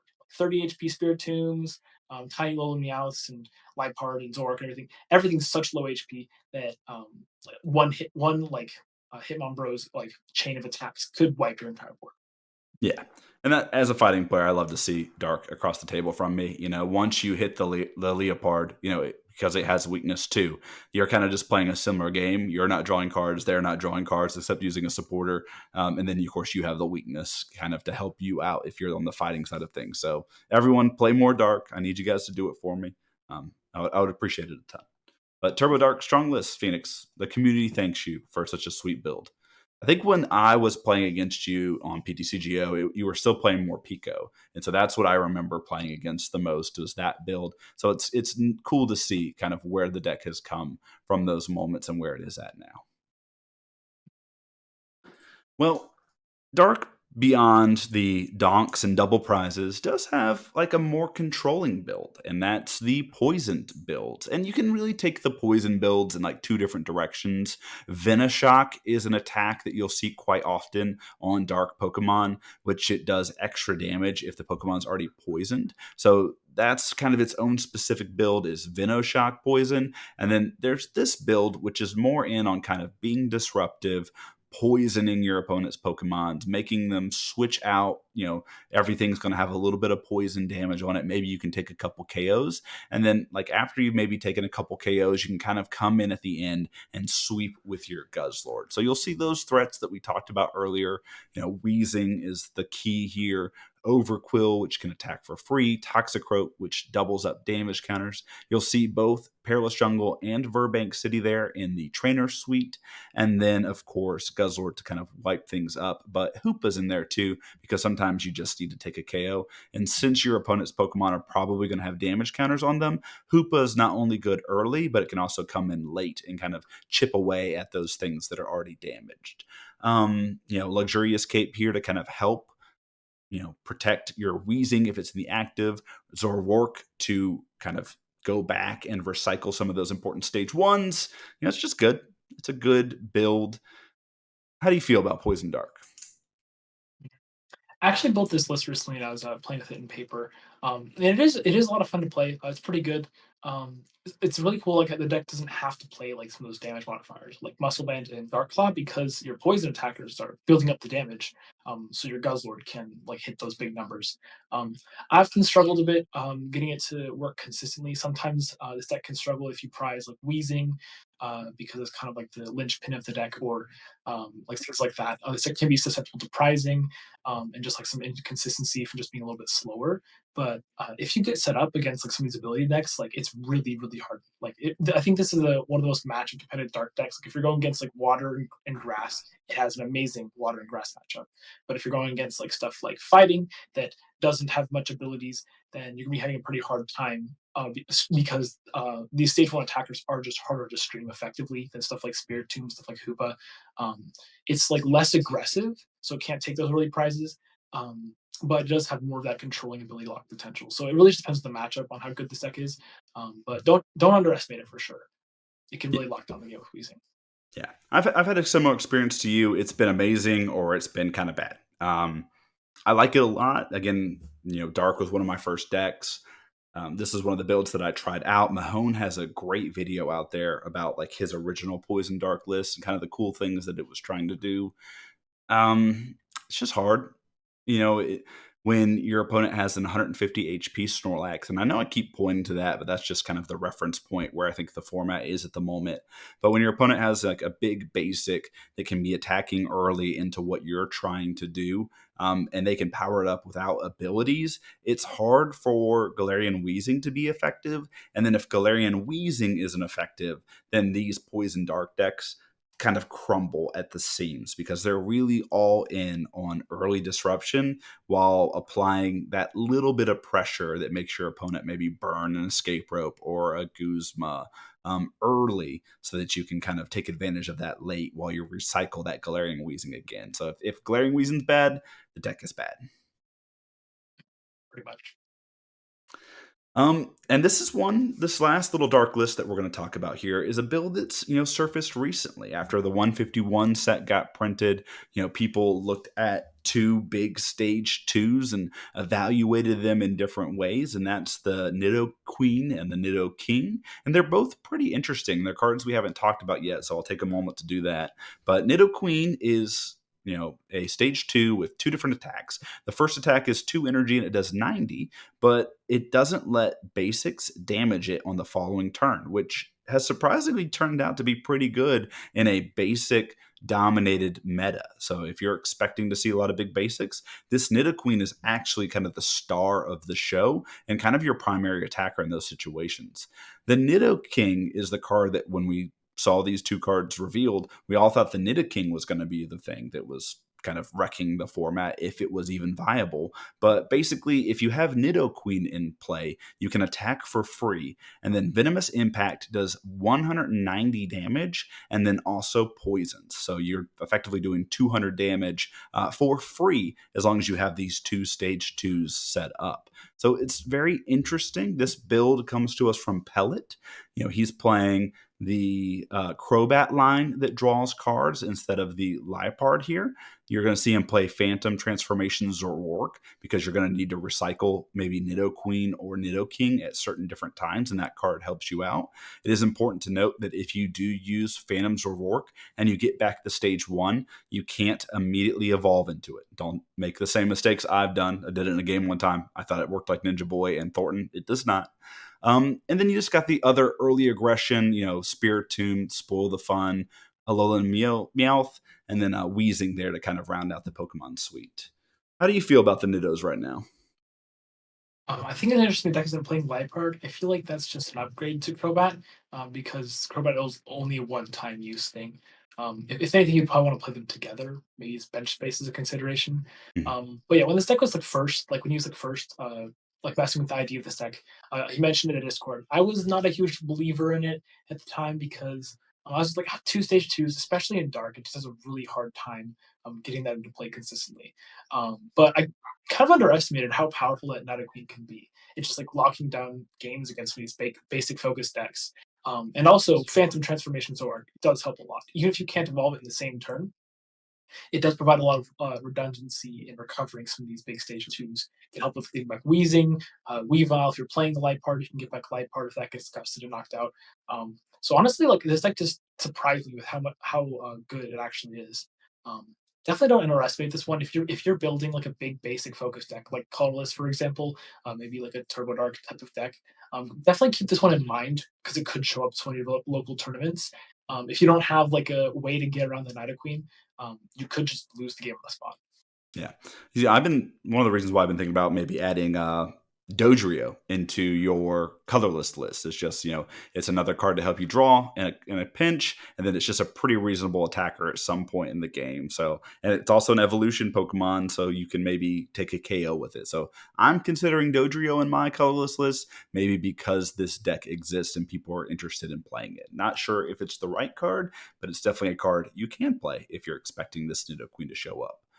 One of the things I like, you mentioned Liepard, and my list is playing Liepard in it, is that you can actually use Liepard to make Phantom Transformations Rourke a little bit more proactive instead of reactive, because you're typically going to use Rourke after one of your Nido Queens or Kings is KO'd, but you can also use it to help you set up. One of your basics happens to be prized. Well, you just go into the Zoroark, then you discard the stage one using Liepard to draw two cards, and then you can just switch into that stage one onto the bench and bypass the basic if you're having a hard time getting Hisuian Heavy Ball. So I do think the Liepard is a big part of what this deck is needing. So if you see this version on screen, I think Pellet is an excellent deck maker, but that's just maybe one consideration I would have for it going forward. Mhm. Yeah.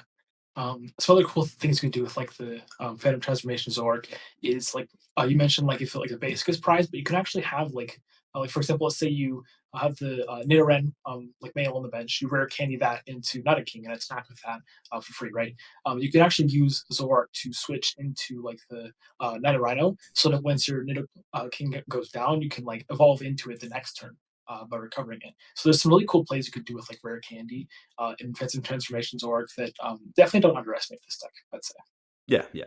And I think that's the thing is a lot of people underestimated it and then it started putting up results and we were like, "Huh, okay." And it kind of made me sit back and be like, everything I knew was wrong and I need to rethink and change, have a paradigm shift here about, kind of what's good in the format. And apparently stopping big basics is a pretty busted ability. And we should probably be playing more of those effects. Like I think there's an iron bundle that does the same thing in water, like if you're expecting Turbo Colors to be about play that maybe, like I don't even know, like crazy. Yeah, Well, I think there's a. Oh, sorry. Go ahead. no, go ahead, go ahead. We're getting to the other I think decks. it's actually the Ice Cube in water. It's an Iron Mm, Bundle, but yeah, if you're expecting all those big basic decks, there are some decks to deal with it. cool. Yes, that's right. Ice Cube, not the Iron Bundle. Well, other dark decks that see relative bits of play here, you've got Crobat builds, which is another multi-prizer. Crobat only does 30 damage. It can do 30 damage anywhere. It costs 3 colorless energy to do it. It's squishy. It's got free retreat. It always gets knocked out because your opponents don't want to give you that chance. It takes a lot of setup, but Crobat is one of my favorite Pokemon. I've tried to get that build to work. I think a lot of people have tried to get that Crobat to work. It never really pans out the way you want it because everyone knows what you're trying to do. Yeah, yeah. But I've also tried to get that Crobat to work because it's a lot of fun. Just that idea of just like doing measly 30 damage and then taking a huge 3 prize knockout. Um, try with all sorts of things. I think the best potential it has is with stuff like the Phantom Transformations orc. So, for example, like if you, I don't know, even like do someone to play like what I was mentioning with the Nato King, Nato Queen deck, where you have like your Zubat on the bench that you're trying to rare candy into your Crobat. You could also use your Phantom Transformations orc to switch into the Golbat, so maybe you have that redundancy. But there's a lot of potential there. I feel like something this it just needs like something else. Mhm. Once it gets the right partner or maybe the right build, definitely keep an eye on Crobat. Yeah. That 30 damage seems to be just like the worst part of it. Like, not only is it a stage two that your opponent knows is going to happen, which is another part of why it's so bad. They always gust it or they always target it early. But 30 damage is just not enough to KO something unless you've done a lot of work going forward. So I've thought about pairing it with something like Defiance Ban, because you're typically going to be behind these decks and try to do extra damage. So doing an additional 60 is great, but Defiance Ban only works on the active. So again, it's even requiring more setup. It feels like a lot. So Crobat, I hope you work.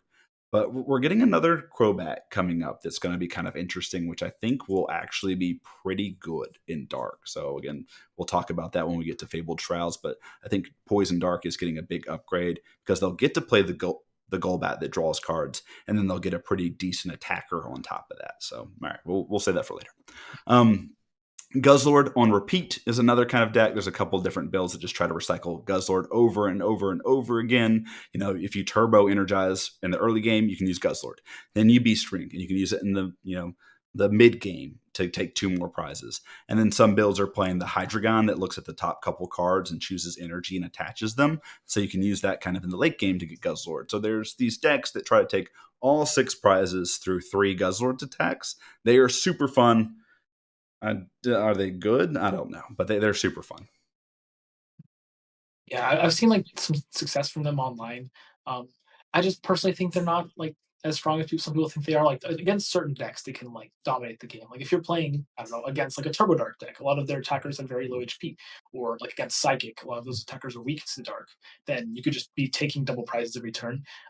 But if you don't have a way to hit over that like 120 damage ceiling, like for example, let's say you're playing against Colorless or Water with some of these higher HP attackers, relying just on Guzzlord for your prizes, it can sometimes get like just not be able to take to do enough damage to take a knockout. But definitely, it has a lot of potential. Um, it's also just like a singleton format, so something's can be prized, like Hydreigon can be prized, Guzzlord can be prized, um, and it can sometimes struggle just relying on one attacker in the Lost City. But definitely keep it in mind as another fun dark build to try out because it is really fun to just like be taking those huge two prize turns. Oh yeah, yeah, and in itself, it feels like a puzzle too. We've talked about the Raikou decks feeling like a puzzle.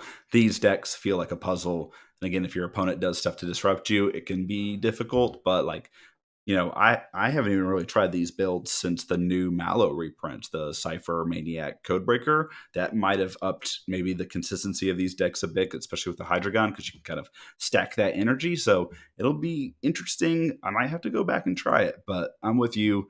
Singleton formats are tough for the same thing to happen every single game. So if you're relying on one card, which this deck does, sometimes you're asking not to play the game. And of course, what do we all want? Let's play the game.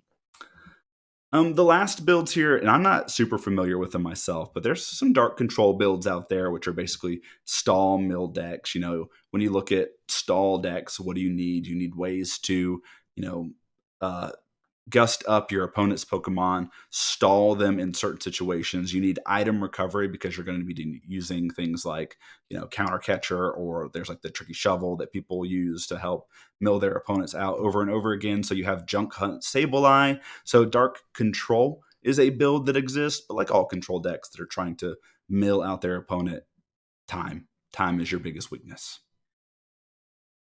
Yeah. Dark Control, it had a lot of potential. Like the Sableye was even banned and expanded. I think the reason why Sableye was banned and expanded was actually because of Life Dew, the A spec. So with that and Black Market not being a thing in GLC, it's definitely not as broken. But yes, like you mentioned, it's the big thing is the time constraint. Like these decks, like control decks, are really good when played by a skilled player. But it's just the time constraint. Like, it's really hard to finish a game of GLC, like a game with every Pokemon having only giving up one prize in most cases. Um, it's just very hard for these decks to actually win in this 40-minute like best of one format. But if you're playing like some untimed games or maybe have like longer at your local game store, or maybe you're just like a really fast player. Like I know Grant Manley did super well with colors control at the Folger Games One cadence because he's just such a fast player. It's Mhm. actually so much fun to watch him play colors control because like he's just moving his hands so fast can barely even tell what he's doing. Um, so if you're that type of player, you can see a lot of success with these control decks. But otherwise, I'd say just keep in mind that these decks exist, but don't worry about them too much. Yeah. Yeah. Like I recently started playing more control too, and I've got the fast part down. I just got to get the good plays part down. And once I get both of those together, we'll be good. Well, we've finished our lightning segment. We put lightning kind of at that A tier, right below the three top decks of the format. Is that where you feel like dark stands right now in a competitive sense, or do you feel like maybe it's lower, higher? Where are you putting it? I originally put it a bit higher, which was probably because of a little bit of bias, honestly.